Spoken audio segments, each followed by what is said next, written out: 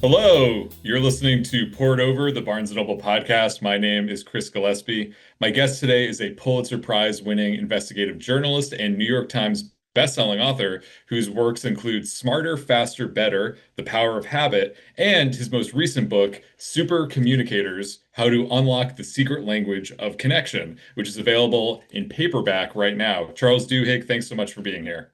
Thanks for having me. This is a real treat. I'm really looking forward to speaking with you. I read Supercommunicators a couple of months ago when it came out in paperback. It was the Barnes& Noble nonfiction pick for the month of October. And as soon as I finished it, I asked if we could get you on the podcast Oh, that's really because nice of you. I think everybody listening would benefit from the insight that you share in the book and what we can do to all become better communicators and listeners. And I think it's especially relevant this time of year as we kind of are maybe thinking about some Yeah, potentially fraught family conversations, but also, absolutely. The holidays, there's a lot of conversations that happen. And I'll actually say I was so honored and pleased that Barnes& Noble chose the book because I grew up in Albuquerque, New Mexico, where Mhm. going to Barnes& Noble was like the oasis that I would go to, like the fact that there were these huge bookstores that I could go to and read books. So I have this long and very passionate relationship with Barnes& Noble. So it's a huge treat to get to spend some time with you. And you're exactly right. We're recording this the week before Thanksgiving, but there's Christmas on the horizon. There's New Year's. There's a lot of holidays coming up, and there's going to be a lot of conversations with your family.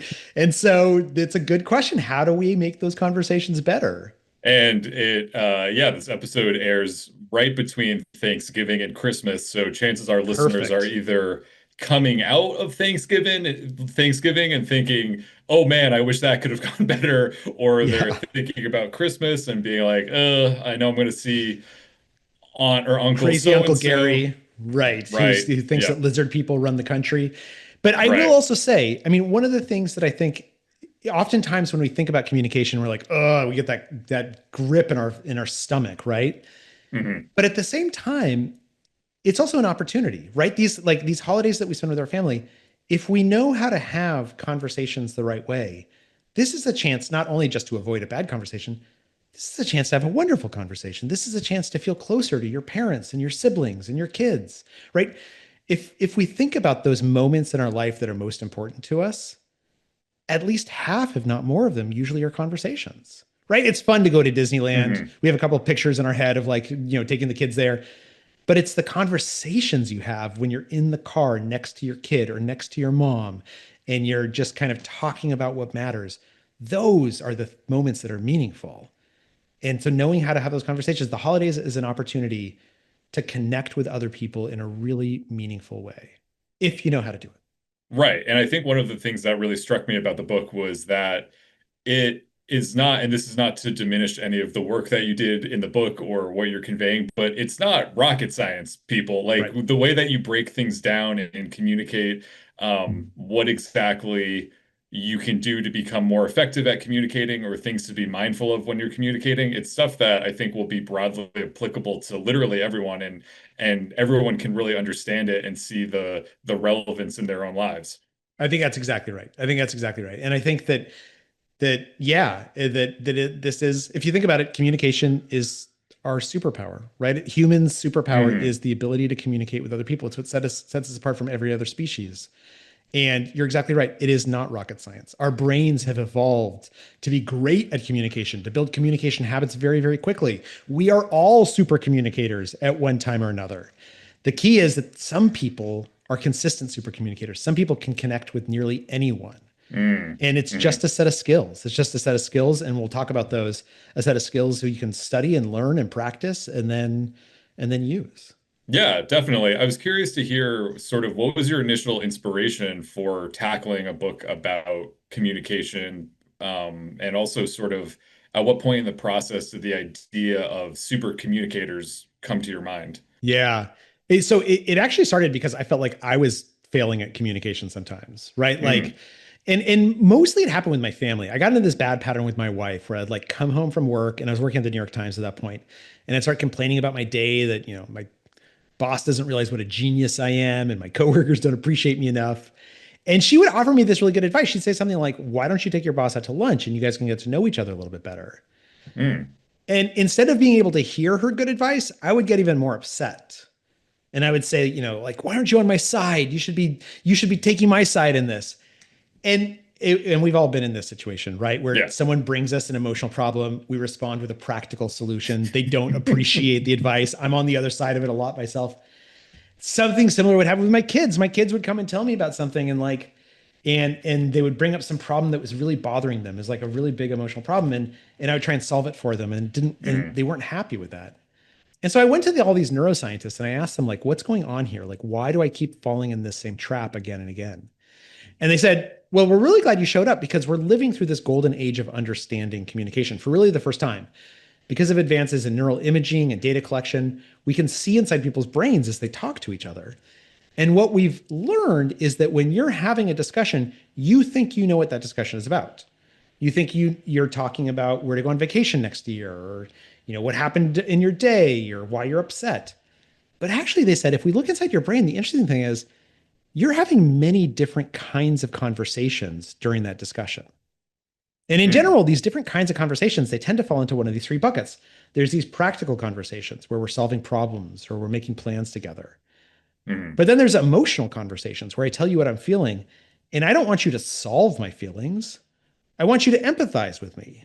And then there's social conversations, which is about how we relate to each other, how we relate to society, the identities that are important to us. And they said what we've discovered is all three of these conversations are equally important. And in a discussion, you might have all three of them. But if the people talking to each other aren't having the same kind of conversation at the same moment, then Mm. they will not fully hear each other. They will not feel connected to each other. And within psychology, this has become known as the matching principle. And it says successful communication requires having the same kind of conversation at the same moment. And if you do that, because of this pro-social instinct that's evolved in our brain, if you and I are having the same kind of conversation, if we really connect, we will trust each other more. We will like each other more. We will be more persuaded by each other, even if we completely disagree about things, even if we're talking about something that we disagree about. That connection, what is known as neural entrainment, is what gives us a sense of feeling close to someone. And so, in terms of who super communicators are or what super communicators are they people who are really great at that matching principle like you're talking about? Like they just inherently Yeah. know what kind of conversations, or is there It's another? not that they inherently know, it's that they're paying attention to it. And the Okay. truth is that all of us are super communicators, as I mentioned at one point or another, and I can sort of prove this to Hmm. you. Let me ask you a question.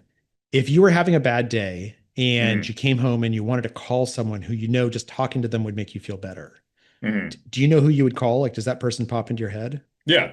Hmm. Yeah. So who is it? I would call my sister probably.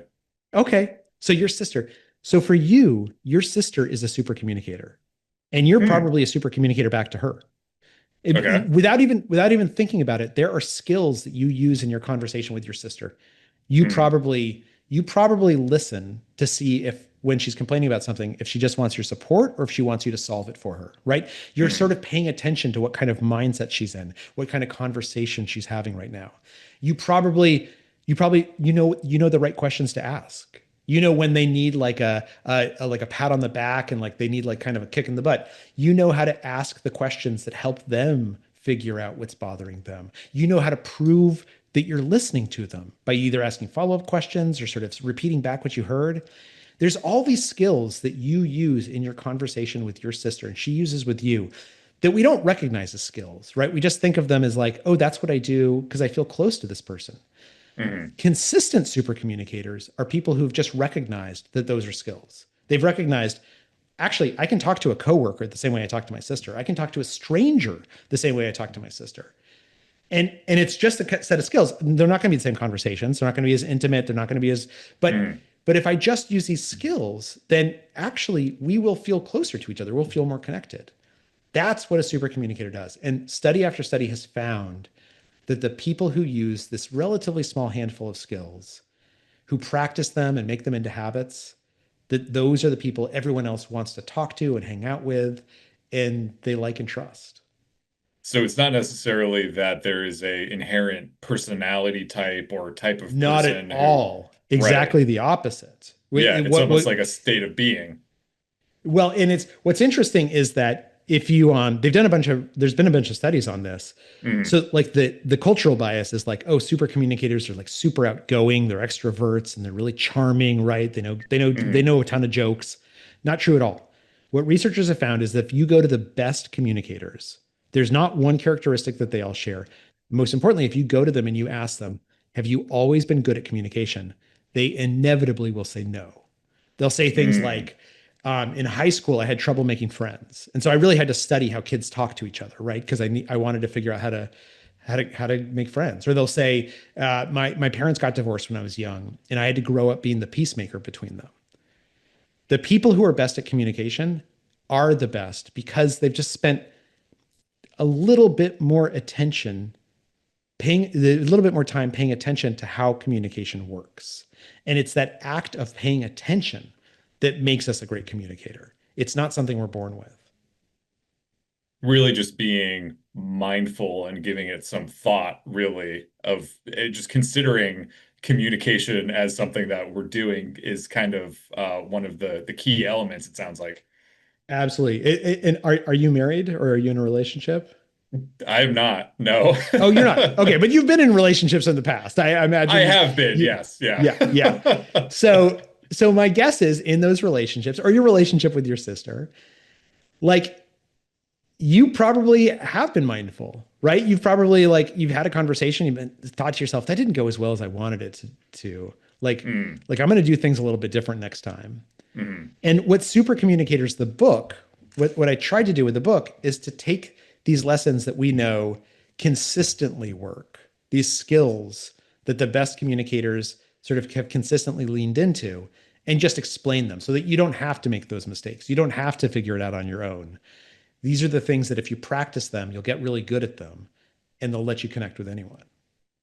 And one of those techniques that stood out to me that I kind of wanted to ask you about was sort of going back to that matching principle or thinking about the different types of conversations that we have, where in the book, you kind of point out that it can be helpful sometimes to be able to sort of step out of the conversation and sort of try to have almost like a meta dialogue about what kind of Yeah, conversation you're having. It would seem to me absolutely. that some people might feel like that's awkward or it might sound kind of robotic to be like, do you wait? I thought we were talking about practicalities. Do you want to talk about emotion? Because I could see someone who's being in the heightened emotional state and being in their emotional brain being like, what is your problem? I don't like, yes, I want to talk Right, about right, emotion. right. I don't. So you're exactly right. So meta conversation is an important part of conversation, and it's really a conversation about like what are we talking about? And how do we talk to each other?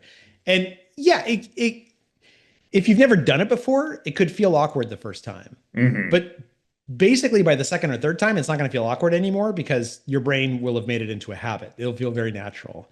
And like the way that this happens in my life is now when I come home and I complain about my day, my wife will often say, is this something like, do you want me to help you figure out a solution for this? Or do you just need to get it off your chest and vent about it? Mm. And I always Mm. say, like, oh no, I just need to vent. Like, this isn't a big deal. It's just like, this is driving me crazy. I want to tell you about it. Right. And I actually Mm. appreciate Liz asking me that because it helps me remember that like this isn't a practical issue. This is an emotional issue. And I think that to that end, the way that we learn to do this is that we can just ask a why question. Just say, like, look, I want to help you. I want to help you. This is something that seems like it's important to you. Help me understand why it's important to you. And then we can talk about it. But I just want to understand from your perspective, why is this important? That's all you Mm. need oftentimes for people to tell you what kind of mindset they're in, what kind of conversation they want to have. Because what they're going to say is they're going to say something like, this problem is really bothering me at work. I need to figure out a solution. Okay, they're in a practical mindset. Or they might say, this problem is happening at work and this person is just driving me crazy and I feel really frustrated by it. Okay, that's an emotional conversation. And just because we start an emotional conversation doesn't mean we have to end there, right? So we can talk about how this person's driving you crazy and what that feels like, and I can empathize with you, and then I can say, now that I understand that, would it be helpful to talk about some solutions? Like, in other words, can we move from an emotional conversation to a practical conversation together? And they're Hmm. inevitably going to say yes. And now we're aligned. Now we are hearing each other. We are feeling connected with each other. We're genuinely listening to each other. And going back to like what we were saying before about a lot of this is not necessarily simple, but it is kind of simple and intuitive to some sense. But one of the things that you talk about in the book that I think really stood out to me was the power of just asking questions, the Yeah. value of questions in like in that story, like you're talking about, of just saying like, do you want me to help you solve this, or do you just want to vent?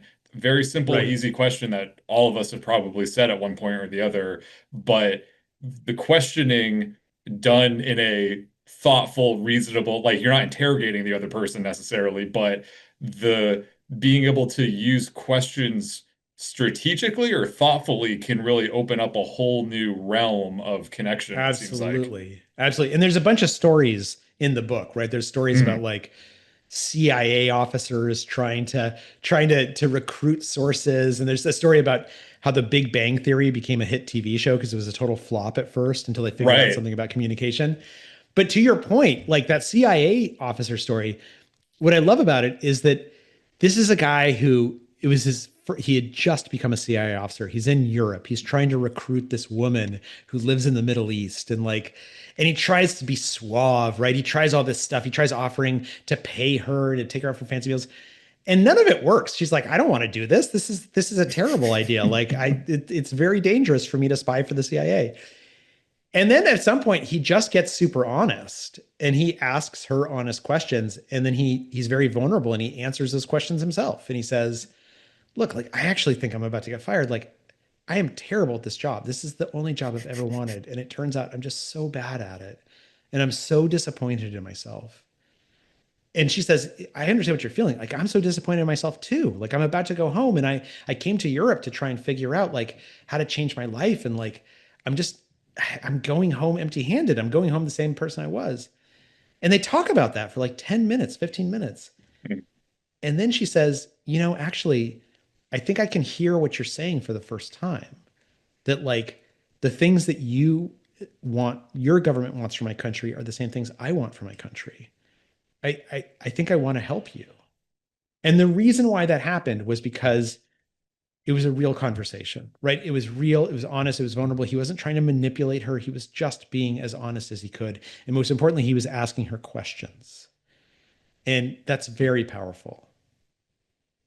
It is a really interesting story in the book. I mean, granted, it would make for either a very interesting or a very kind of strange James Bond movie if the It's plot of the true. James It's true. Bond movie Yes. was James Bond being like, "Look, I this is not working out for me. I really could use a win right Yeah. now." Yeah. There's not a lot of like running through walls and pulling out guns. It's more like kind of having these like authentic conversations that probably would look awkward but feel amazing. Right. Um, It's in a different section of the book, you talk about the importance of sort of being able to create that emotional bond, kind of like in that story that you're talking about. And a lot of that goes back to sort of what we were talking about the power of questions. yeah. And I think something really insightful that you share in the book is how we can very easily take sort of superficial, surface level questioning, and just by sort of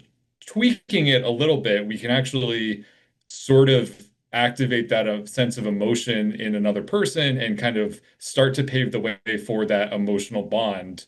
Could you speak Yeah. a little bit about sort of Absolutely. that And it's not technique? it's not just about emotions. It's actually about having like a real conversation, right? So Right. so psychologists refer to questions as surface questions or which are oftentimes just about, the facts of someone's life and Mm. deep questions. And deep questions are much more powerful. Deep questions are things that ask us about our values or our beliefs or our experiences.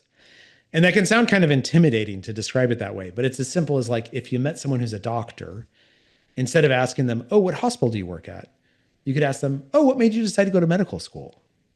Right? Mm. That second question is an invitation for them to tell you about their values, to tell you about their experiences, to tell you what they love about being a doctor or they don't love about being a doctor.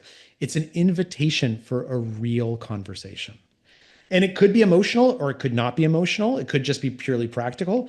But what's important is that when you and I are having a real conversation, something changes in our bodies and our brains Mm, without us realizing it. Even in this conversation we're having, even though it's over Zoom and we're separated by thousands of miles, our heart rates are starting to get more and more similar throughout this conversation.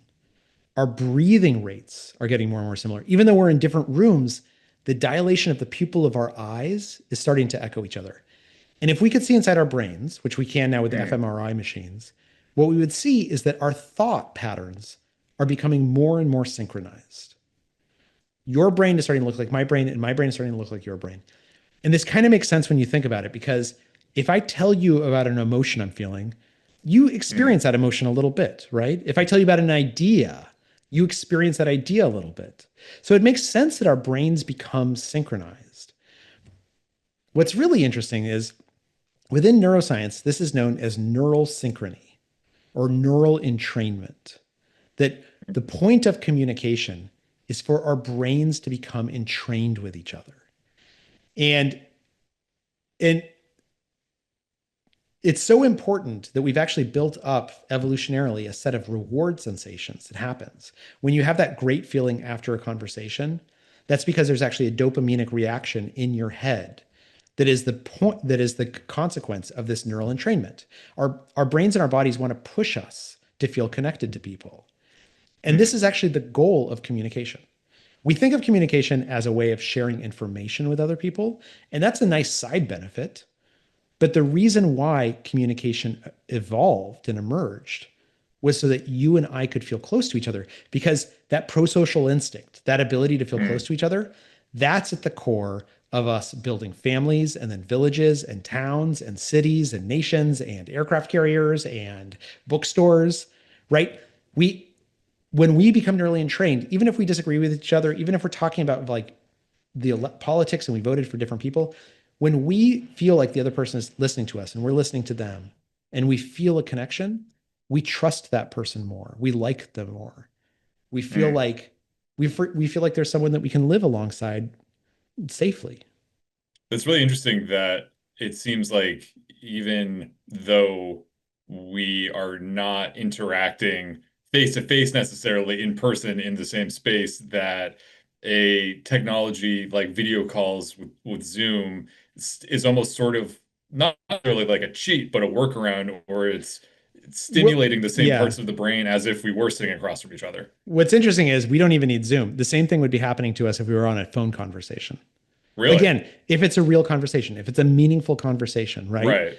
Like it is, our bodies have evolved to seek out ways to synchronize with the person we're communicating with, Hmm. because it makes us pro-social. Makes us feel connected. Right. Because we're not, I mean, from an evolutionary standpoint, we are not the fastest animals in the animal Nope. kingdom. We're not the strongest. We can't swim to the bottom of the ocean. But what we are good at is those social bonds and working together. And that Yep. is sort of one of the key human superpowers, sort of. It is the human superpower, right? If you think about Mm, it, communication is our superpower. We are mm, the only species that can communicate across almost every every kind of idea. We can talk about abstract ideas, we can talk about specific ideas. When animals communicate, oftentimes all they can do is send something shallow, like there's a predator here, or I'm barking because I want you to give me a treat. mm. Our For Homo sapiens, our superpower is communication. And our brains have evolved to be really good at communication, to create communication habits really, really quickly. So I'm really curious to hear on this line of thought, because our brains did not evolve to um, communicate via texting or via social media, but how does all this relate to social media? Because I'm assuming we're probably not able to achieve that same level of connection as if we were on a Zoom call or a phone call. I'm assuming that It's social different. media is an outlier in that, right? Well, okay, so I like to use this historical example to sort of explain what I think is happening. So about 100 years ago, when telephones first became really popular in the United States, there Hmm. were all these articles that appeared that said no one will ever have a real conversation on a phone. right? Because up till then, all conversations had happened face to face. Maybe there's some written conversations, but it's really like face to face were conversations. And people said, look, if you can't see the other person, if you can't see their expressions, if you can't see their gestures, if you can't hear their tone of voice really clearly, you're never going to have a real conversation, right? And not only that, Hmm. but we think it's like using these phones, it's like the devil's instrument, right? It could destroy our ability to connect. What's Hmm. really interesting, same thing people are saying about social media today. What's really interesting is if you go back and you look at early transcripts of phone conversations, all those worries were exactly right. People didn't know how to use phones. They would use them Hmm. like telegrams. They would pick them up and they would call the grocery store and say, "Here's my order," and then they'd hang up right away. If the other person was like, "Hello, Jim, how are you today? How is your day going?" It felt so weird and so alien that people didn't know how to react to it. They wouldn't have conversations. Now, by the time you and I and everyone listening was in middle school, we we would have conversations on the phone for like 7 hours a night, and they were the most important conversations of our lives at that point, right? Hmm. Like we learned how to use phones. So what happened? Well, what you without you realizing it, you learned a set of rules on how to communicate on telephones. You're not aware of this, but when you are talking on a telephone, or I am, or anyone else is, Hmm. we tend to over enunciate by about 20%. We tend to put about 30% more emotion into our voice than if we were having that conversation face to face. Because there's some part of our brain that realizes this person can't see me. So I need to transmit to them what I'm feeling through my tone of voice rather than through my expressions. You Uh-huh. don't do it consciously, it's a subconscious thing because you've learned how to use telephones. Now, social media. Social media and digital communications. I mean, social media has been around for what, like 15 years? Like Right, barely these nothing. are, yeah, these are new technologies. And so we're learning the rules on how to use them to connect with other people. And I guarantee you, 40 years from now, it would sound as ridiculous to say you can't connect with someone over social media as to say you can't connect with someone over a telephone. It's Hmm. different. It's going to be Hmm. it's a different type of communication. There's certain rules that you have to sort of pay attention to. But our brains are, as humans, we want to connect with other people. We want to communicate with them. And even when technology throws stuff in our way, we learn to overcome it. I guess part of what separates social media in my mind from a technology like the telephone is that it does sort of almost the challenge that it presents is that it allows this sense of tribes or niche communities, or you are being linked and then sort of being in your own bubble, being bombarded with the same information that then becomes you start to take, and it sort of is, I think, a big part of why things are perhaps so polarized in our culture Yeah. right now is because we spend these times in these sort of digital echo chambers. And you write about this in the book, and I thought one of the most interesting case studies sort of the gun safety convention, where there were people Yeah. who were on both sides of the Second Amendment debate conversation, people who thought that there should be more gun restrictions. There were people who were against gun restrictions and thought that they should just be able to do whatever they want with guns. And I think the sort of aftermath of that was really interesting and kind of ties into what we're talking about now about the Absolutely. effect that Absolutely. social media has. So this was an experiment that was done a number of years ago where they brought in these gun rights advocates and these gun control activists. Hmm. And the goal was not to have everyone have like it was not to change everyone's minds, right? Like they knew that they weren't going to change each other's minds. These are people who like had been arguing about this for decades. Hmm. The goal was to see if these people could have civil conversations, if they could get to know each other a little bit better and walk away feeling like they learned something and they felt closer to this person. And so what they did is they taught them a couple of skills. They taught them the three different types of conversations. They taught them about asking deep questions. They taught them how to prove that you're listening, a technique known as looping for understanding that we can talk about. And it worked.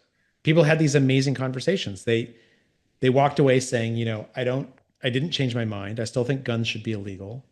But now I understand why guns are so important to him. It's because he used to go hunting with his dad.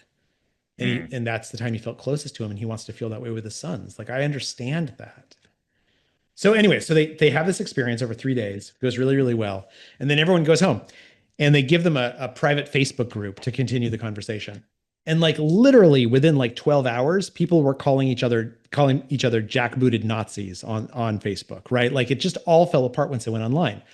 So what Hmm. happened there? Well, one thing that happened is the algorithm. You were talking about social media, that it puts us in this like this media bubble, or this polarization bubble, and that's exactly right. That's not because a problem of the conversations. That's because the social media company is using an algorithm that's actually trying to discourage conversations. They want you to stay so engaged. They want to arouse your emotions, rather than Hmm. leading you to calm conversations. Because if they arouse your emotions, you're going to stay on their platform longer. So that's part of it. It's a problem. I'm not saying that social media, when we learn to use social media, part of how we learn to use social media is that we learn to find channels and platforms that don't have algorithms that channel us into this polarization. Hmm. But the other part of it is that the reason why the conversation fell apart on Facebook is because everyone kind of forgot these rules, right? And the rules have to change a little bit when we go online. If I'm looping for understanding, if I'm proving that I'm listening to you, I do it a little bit different online than I do it face to face. If I'm Right, asking a deep right. question, if I ask you a deep question, I might have to ask that question a little bit differently online. There's all these other rules, right? Like sarcasm can work really well face to face because you can hear the sarcasm in my voice. Hmm. But if I try and be sarcastic online, you think I'm being serious, and it upsets you. Hmm. So the key to getting this conversation back on track was just to remind people there are rules, there are skills for how conversations can go really well. And you just have to remind yourself of those and adapt those for whatever environment you're in.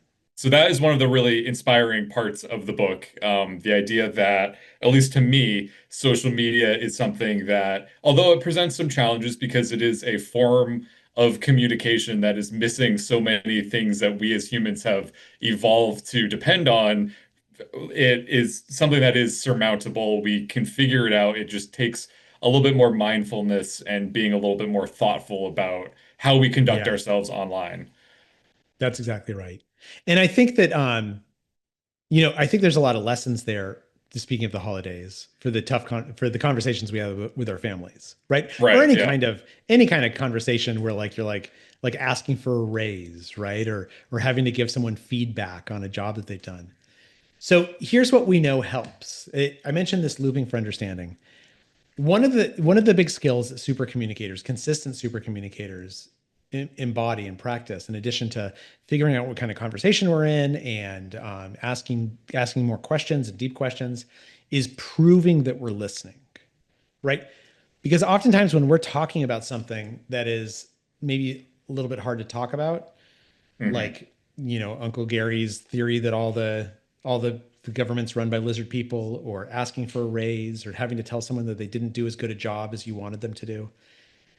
There's always this suspicion in the back of other people's brains. This person is not actually listening to me. This person is just waiting their turn to speak. Mm. And so, what's really, really useful and really important is to recognize that listening is not just about closing your mouth and opening your ears, right? That's an important and first step. But then when we've listened to someone, we need to show them that we're listening. We need to prove to them that we're listening. We need to demonstrate to them that we're thinking about what they told us. And as I mentioned, and sometimes we just do that by like asking follow-up questions. Oh, it's really interesting you say that. Like what about this, right? Or by what are known as callbacks in the literature. I know that you Mhm. mentioned before this thing. How does that relate to what you're talking about now? There's a technique known as looping for understanding that, particularly in conflict conversations, particularly when you're talking about something with someone where you guys really disagree with each other, seems to help a lot. And there's 3 steps to looping for understanding. Step 1 is ask a question, preferably a deep question, right? Mhm. Then you let the person answer that question. Step 2 is repeat back what you heard the person say in your own words. And the goal here is not mimicry. The goal here is not just to repeat back what they said. The goal here is to prove that you're paying attention. to prove that you're thinking about this, you're processing it, you're trying to understand what they're really trying to tell you, right? What I heard you say was, and most of us actually end up doing step one and step two somewhat intuitively, right? We Hmm. learn to do that. It's step three that I always forget. Step three is once I've repeated back to you what I heard you say, I'm going to ask you if I got it right. I'm going to say something like, did I hear you correctly? Am I understanding what you were trying to tell me? Because what I'm actually doing at that moment is I'm asking you for permission to acknowledge that I was listening. And if I can get you to acknowledge that I was listening, you'll Hmm. become much more likely to listen to me in return. So what does this mean for that conversation with Uncle Gary? Let's say you're talking about politics, right? Hmm. And Uncle Gary's saying, I love Trump and you're someone who doesn't love Trump, right? And that conversation, the way to have that conversation, the way to make that conversation be okay is first of all to recognize what's the goal here. Because the goal is not to convince Uncle Gary that he's dumb and you're smart or that Right. he's wrong and you're right. Hmm. It's not to convince someone that they should like you, or the goal of a conversation is to understand how someone else sees the world and to speak in such a way that they can understand how you see the world. So Hmm. let's say Uncle Gary comes in and he says, I know that you're a Democrat and I know that you're one of those libs, and I'm so glad about MAGA, I'm so glad about Trump. Instead of trying to convince him, saying, Uncle Gary, you're exactly wrong, ask a deep question. Say something like, Uncle Gary, it's clear to me that like this is important to you. I'm just wondering, like, what does Trump mean to you? Like, why is this guy so important to you? Hmm. Right. And inevitably, what Uncle Gary's going to say is he's going to say something about himself. That's a deep question. He's going to talk about his values and beliefs. He's going to say something like, I feel like I've worked hard my whole life and I'm not as doing as well economically as I want to. And I feel like the elites look down on me and there's no place for me in this country anymore. Hmm. And the thing that's amazing about that is that's not about Trump, right? That's about him saying something honest and vulnerable. Right. And we've all felt that way. Like at that Right. point, you can say, I totally understand. I feel the same way sometimes. Yeah. And your solution is voting for your guy, and my solution is voting for someone else. Hmm. But now we're a little bit connected. Now we're having a conversation where we try and understand each other rather than try and simply convince the other person that they're wrong. I think that's one of the most powerful points, in the book, and that I hope listeners take away is that even though we might be feeling polarized, or you might be like, oh, well, I need to prove to the other person that they're wrong and I'm right. Like you're saying, like you can't do that.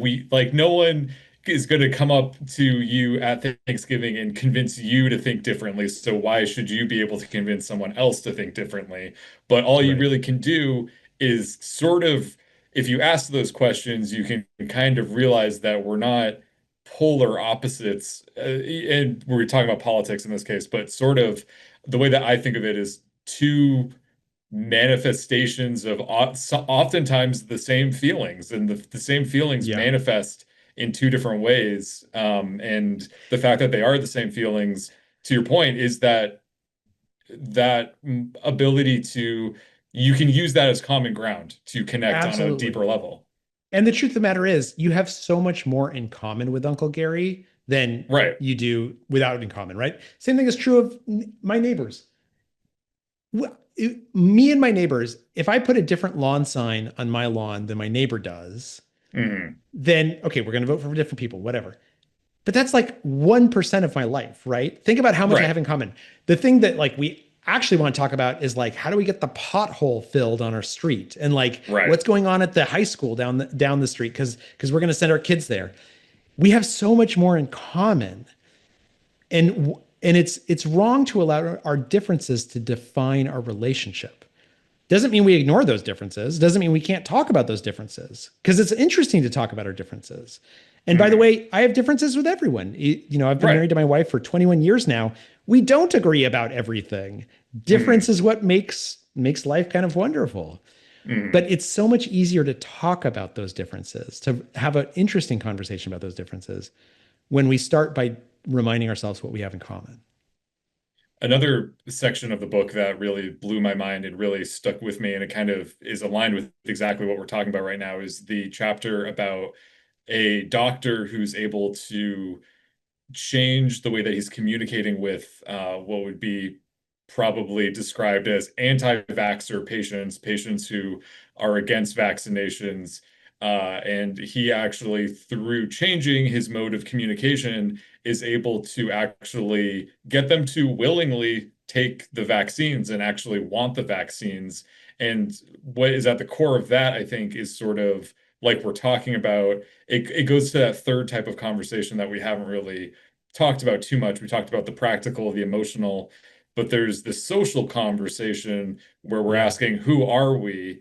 And I think, like what you're saying with your neighbor, yes, maybe in a national sense, you have these two differences in terms of who you're voting for, but there's something else that connects you, which is like, we are local voters of this town. That's a absolutely. common ground. But would you be able to That talk a little and bit about the importance of those social roles? Yeah, absolutely. So yeah, I love that chapter. And I wouldn't say that they are anti-vax. I'd say oftentimes what doctors encounter are people who are vaccine skeptical.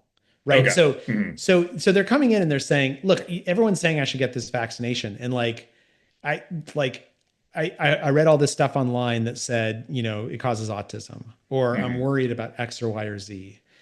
And sometimes they are anti-vax, but it's really an expression of the skepticism that they have about what they're being told to do. And so what's really important is when doctors first encounter this, one of the things that they think they should do is just present the evidence, have a practical conversation, right? Say like, let me show you the studies. These vaccines are totally safe. They're definitely not going to hurt you. That never works. Because the Mhm. truth of the matter is, first of all, those people have already seen those studies and they've decided that they don't believe in them, right? And they have studies of Mhm. their own.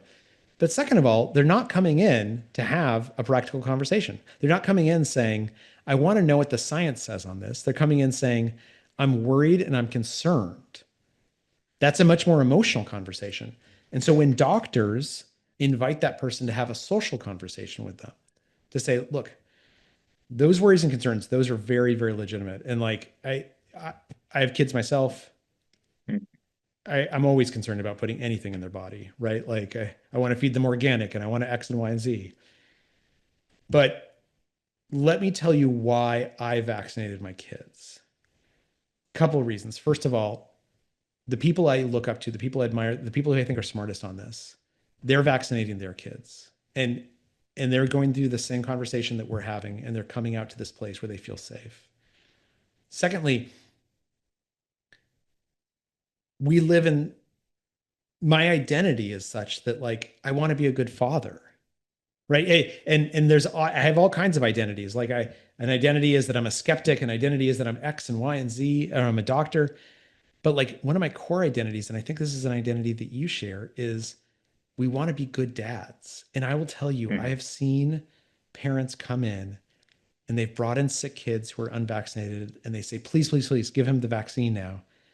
And I have to say it's too late, right? It's not going to work. They might be injured by this. Mhm. And I don't want to have that experience with my kids and I don't want you to have that experience with your kids. And so it's your choice. Like you should make this decision. But but I decided to get this vaccination and I'm willing to answer any question because I want to avoid that for you. That is what works. That doesn't mean everyone gets the vaccine, right? And it's Mhm. fine. Not everyone should get the vaccine. Some people feel really strongly about it and they're not convinced or their anxieties are too high. But for those people who feel disrespected, those people who feel skeptical and like everyone's telling them they're dumb because they're not getting the vaccine or they're ignorant, Mhm. for those people, being able to have a social connection, a social conversation with this physician, understanding that what you're feeling is not dumb, it is totally natural, but that there's other ways of looking at this question. That's what makes all the difference. Really powerful stuff. And, as we've said ad nauseum, I think this book is so important and communication so critically important, especially like for the moment that we are in currently. It feels very timely and very relevant. I Yeah. was thinking about one of the other books that you've written, The Power of Habit, is from your experience working on that book, is there anything, could you have any insight into how people might be able to make effective communication a habit? Because I know that one of the amazing things about habits is that they sort of end up being like cheat codes for our lives, right? Of if we get into a good habit, it's really this wonderful thing that we don't even have to think about. It kind of just occurs. It can really be a great strength. Is there a way to, is there anywhere where communication and habit sort of overlaps? Oh, all the time. Because communication is so integral to being human, our brains make communication habits very, very quickly and very, very easily. Hmm. And so that's one of the reasons why you mentioned before it, like it can feel awkward to ask a deep question. Hmm. And maybe it is. Maybe the first time you ask it, it doesn't come out as smooth as you want.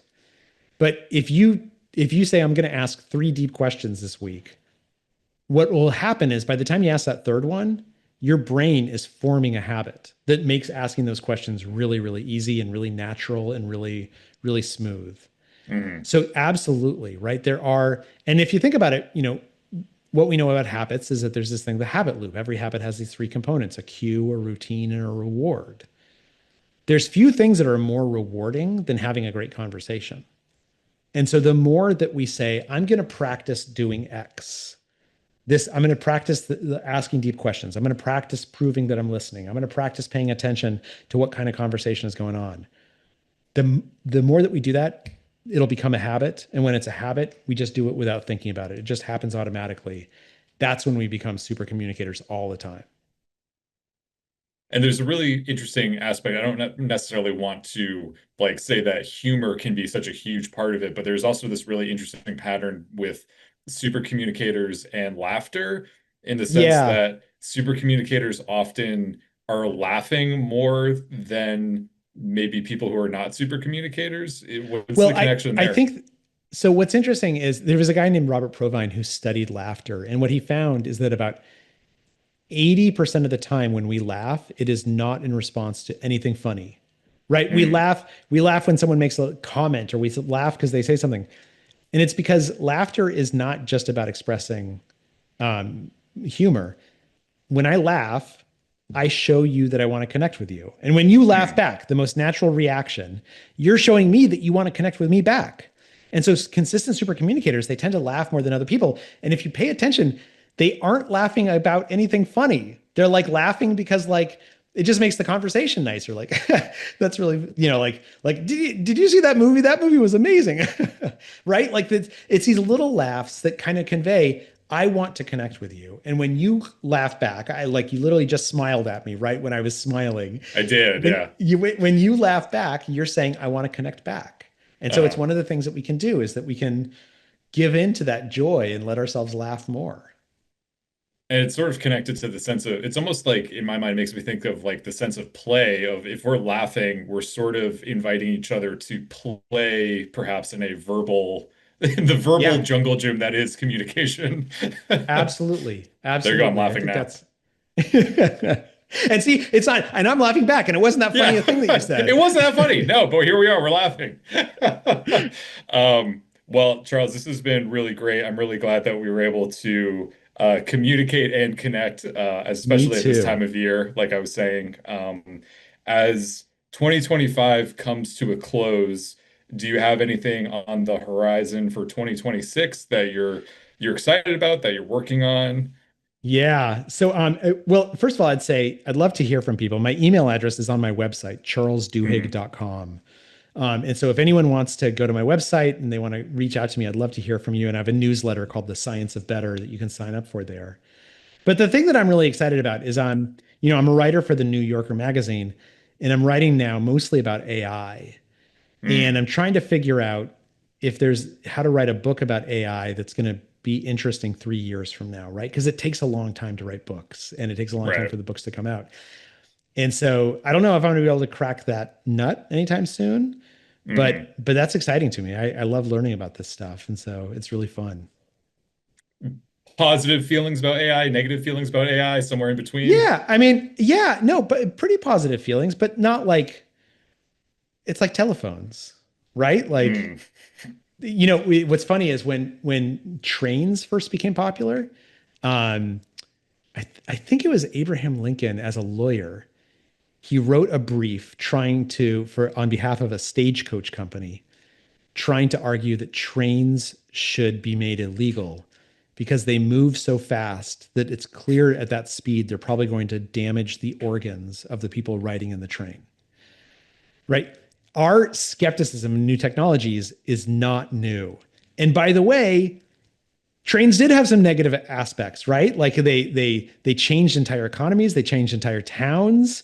They were, a lot of them were dirty, some of them were poorly built. There used to be a period when like they'd go off the rails and kill people.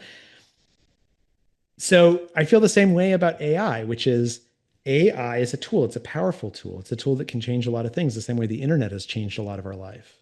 Mm-hmm. But it's neither all good or all bad. It's a question of how we use the tool. You know, an axe can be used to chop down a tree and build a house, or it can be used to cut someone's head off. It's not about the axe being good or bad. It's about the person holding that axe and what they do with it. I think that's a wonderful note to close out the show on. Not necessarily Mass axe murder. murders, but the right. possibility of tools and this great adventure that is being human and existing and adapting to all this stuff. So, listener, once again, I cannot speak highly enough about Supercommunicators, the book, how valuable it is. If you've enjoyed our conversation today and want to learn more about how you can become, or not necessarily become a super communicator, but start engaging more in super communication, I encourage you to stop by your local Barnes & Noble store and pick up a copy of Supercommunicators, which is available in paperback. It's also available online at bn.com. And maybe when you're in the store doing some holiday shopping or online doing holiday shopping, you can grab a copy for yourself and throw it in there. You won't be disappointed, but maybe don't give it as a gift to someone, because I feel like that may not be the best start of a conversation, or a dialogue would be passive aggressively giving them a book about communication. If it's passive aggressive, if it's not passive aggressive, it's a great gift. It's a great gift. They'll enjoy it. I heard you could say you were interested in communication. You are a super communicator, and so I thought this book was for you because it's got who you are on it. Right, exactly. Yeah, exactly. You can. I know you enjoy communication, so I thought you'd enjoy this book. Not, yes, exactly. Good Lord, you need to communicate better. Yeah. Well, Charles, happy holidays. Have a great new year, and hopefully we'll see you again soon. Absolutely. Take care.